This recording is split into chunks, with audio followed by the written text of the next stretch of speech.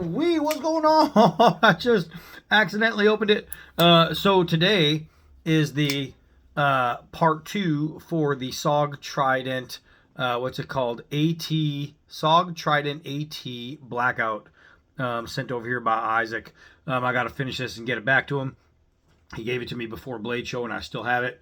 So yeah, if you watch part 1, and I will put the link down there, I have all the specs and all that. And one of the things is that I don't like about it is that it's not so much a one-handed operation. Can it be? Yeah, but it's really not. I wish it had the same lock as the the same action as that other one that Scab sent me that I have, whatever the heck it was called. Hold on a second. Let's see.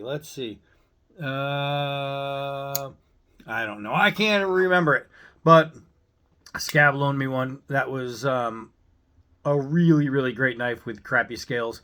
This is so far a good knife with crappy scales. But we already talked about it part 1. Go look at it down below. Let's go do part 2. All right, I'd say let's bring it out here in the sunlight. But with all the fires up north, we have nothing but smoke in the sky, so everything's gray. But you can at least see it in the light. The knife, without this thing, isn't that bad looking. Once you add that, it just ruins it for me. Just ruins it. But it doesn't make it terrible. It still has, I mean, it has its functions. It has its uses. Definitely not as nice as the other one I checked out, that other SOG. And that one took me a little bit of getting used to.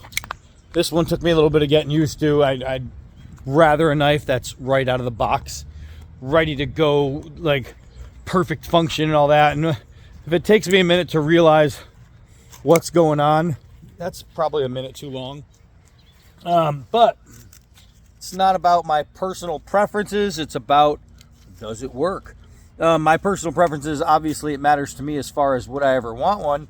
And I can tell right now, no, this isn't something that I would ever buy myself, but that doesn't mean it's not a functioning knife, and that's what we are going to go over right now.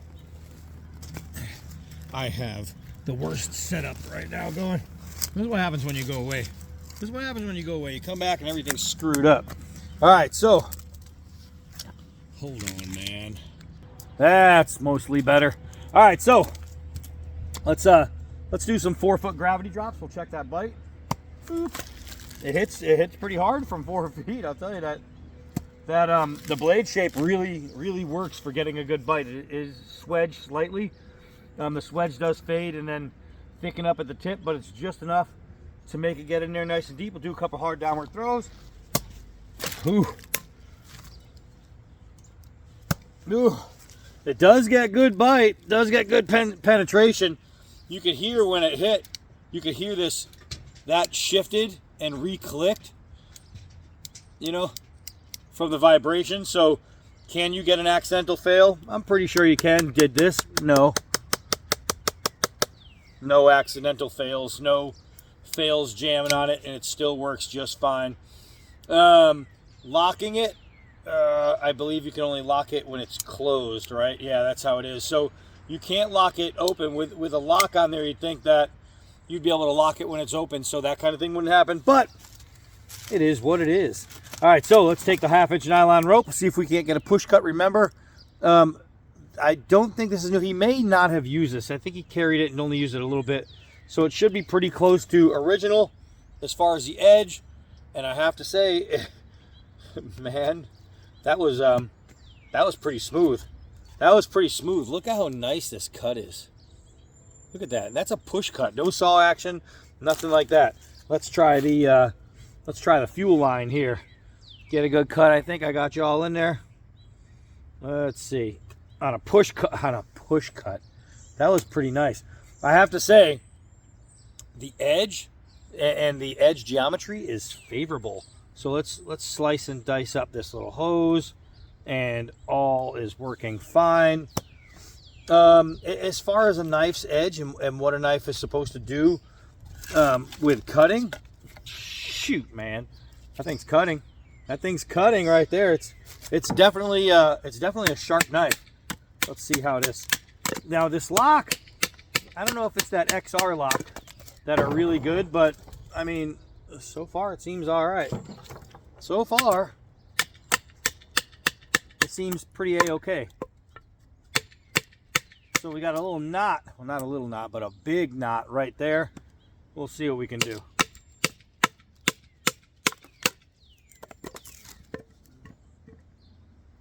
Still short up.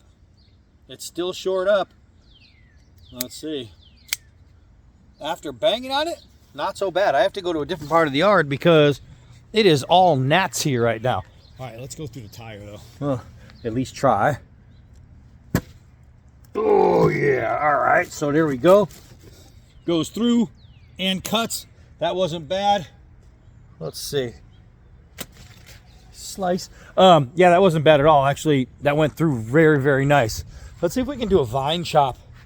I'm one of these light guys that kind of doesn't like to stick around. Let's see. That's not bad. That's actually really, really smooth. And if you ever tried to cut a dangling vine, you know that if your blade isn't sharp, that vine's gonna go when you hit it. It's not gonna slice. So that was pretty good. Let's go to the better get Mako test. I think I just broke my my tripod here. Hold on a second. Well, I got that Made in America tripod, and it just broke in my hands. All right, so let's get going over here. Let's see how we do on the old plastic netting. I'm pushing. You can see how hard. Look at how freaking. That's got a. Look at that tear. That didn't cut. See these? These are nice cuts. And that was a tear, man. Let's try again. It's so weird. Look at this. I'm pushing. That was pushing pretty hard. Let's cut it with this part of the edge. I'll tell you, this part of the edge is better than this part of the edge. With that tip, I could look at what it did to it. I could barely get through that thing. The tip doesn't really, I just tried pulling it. I'm going to end up slicing myself because that thing wasn't moving. But look at that. So it's got a two-step, right? You can see how hard it curves right here. The edge geometry right here was flawless. Up here was definitely not happy with that plastic netting. Plastic netting beats a lot of them. They took it to this one too. Let's see. But damn, look at that, man. I mean, it's got like some show and go in some parts and some show and no in other parts. I'll tell you, after cutting over there, I really thought this was going to breeze through that. And I had to pause because I'm not pause beep, but I had to like pause in my head because I'm like, how did that not go through? But this is why we test them. This is why we see what's going to happen, what it's going to be like, and all that jazz. That one definitely caught me off guard. I could say that. I expected something way different there. Let's see. Try and bring you guys to the right level. All right, so wow, I'm like shocked. I thought that was going to be a really easy test. All right, and then look at this. Look at this curl, man. Look at this curl, man. You go from not good to great just by where you're going to use the edge. I'm hitting a knot in the middle. That's why I keep slowing down right there. But look at this. Look at this. I don't even have to look. I don't even have to just look and see what I'm doing. That's an anomaly that this is so good and this is so bad. That's kind of freaky deaky right there. I did not expect that. I thought with this being so sharp, this was going to continue through. And this is sharp, don't get me wrong, but I don't know if they changed the geometry or what, but from that little point right there to the tip, just not as good as the rest of the blade. That's crazy. That is crazy to me. All right, let's do some quick pulls here. Yeah, I'll tell you what, if you're using the flat part of that blade, and who knows, it could just be this one, you're gonna get a good reaction. But up here, man, this thing was not happy. It was not happy. It was not having a good time. I really wish it had the action of that other one. It has the assist, but on the other one, it's just as fast if you pull the lock and go. The XR, Seal XR, that's what it was called. The Seal XR, I liked a lot better than this one. This part though, this part of the edge is probably the best part of the entire knife. Let's see. I want to cut something else. I just like cutting sometimes, but I want to try. And you know what we can do? I got it, boys and girls. I got it. I'm just walking around like thinking of things to do. So what I want to do, let me break a piece off here. There. This whole thing is broken off. All right, so you've seen what happens when I do this. I want to try and push just from that part. And look at that. Okay, it does drag a little bit. See how I'm getting too much? I wanted to go, and I'll show you going this direction. I wanted just that cucumber salad stuff where I can get just under and only the green. You know what I mean? So I get under the bark without getting all the way through the bark or the skin of the tree, like that.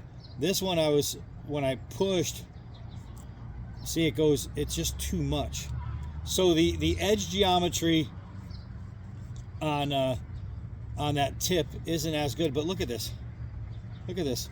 It's still, like, I can feel the difference in the cut. I wonder about pulling with just the tip. So here we go. Yeah, I mean, it still digs a little bit more. I think it's just a different geometry. But yeah, it's definitely harder. Like, you could feel it grinding and skipping, where here it's just really smooth. So with this knife, there is 100% a difference, and at least this one, who knows how, if they sharpen them all the same or one escapes a certain way. But on this knife, the tip from that point on is definitely different than the rest of the blade, which is kind of crazy. You don't usually see that. You know, it's just an inconsistency in the grind. But is what it is. Is it a bad knife? Hell no. This thing's actually pretty nice. For me, it's not my thing. Just because of that right there would just take me out. The blade shape is beautiful. It's just a straight up clipper. I mean, it's very common. It's not bad. It just comes down to edge geometry, and for me, looks. And then the scales, this plastic stuff, it's glass reinforced nylon, they call it. For me, it's just plasticky. But all in all, not so bad. So what I'm gonna have to do now is I'm gonna have to clean this up, and I'm gonna have to send it back to Isaac. I think I just might have to send him something to play with for him to check out and see what he thinks. But man, so far, I mean, would I be able to rely on this as a cutter to save my own life? Yeah. And that's pretty much what it's all about. Am I gonna be able to open that package? Yeah, that's what it's all about. Can I take a piece of TA 550 cord and cut it through there? Yeah, and that's what it's all about. But it's just not for me because of the look, the overall look. I don't know. I'm so picky. But if I wasn't, then I don't know. Maybe this wouldn't work so good, because it has to be 100% for me. It has to. This one right here, literally that right there, that's probably like 80% from me. If this grind was finalized, I wouldn't have a single issue with this. Would I wish it was a little bit thicker? Yeah, okay, so maybe that would be a 90% for me. What gets me is from their back. They're back like a 30% for me. That's what really does it. But if you are buying one because you want a really sweet blade, a good cutting blade, I can't guarantee you that all of them have a discrepancy from here to here. So who knows? You might be getting a really fine blade. Is this a bad knife? No.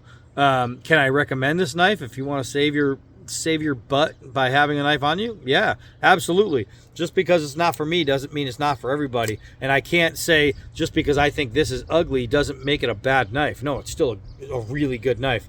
So yeah, I mean, it obviously, as a knife and doing what it's supposed to do, this gets a total thumbs up, no doubt. Isaac, thanks a lot, brother. People, go watch part 1 if you really want to learn more. It's called Isaac's Knife and Knowledge. Check out his channel. Go give him a sub.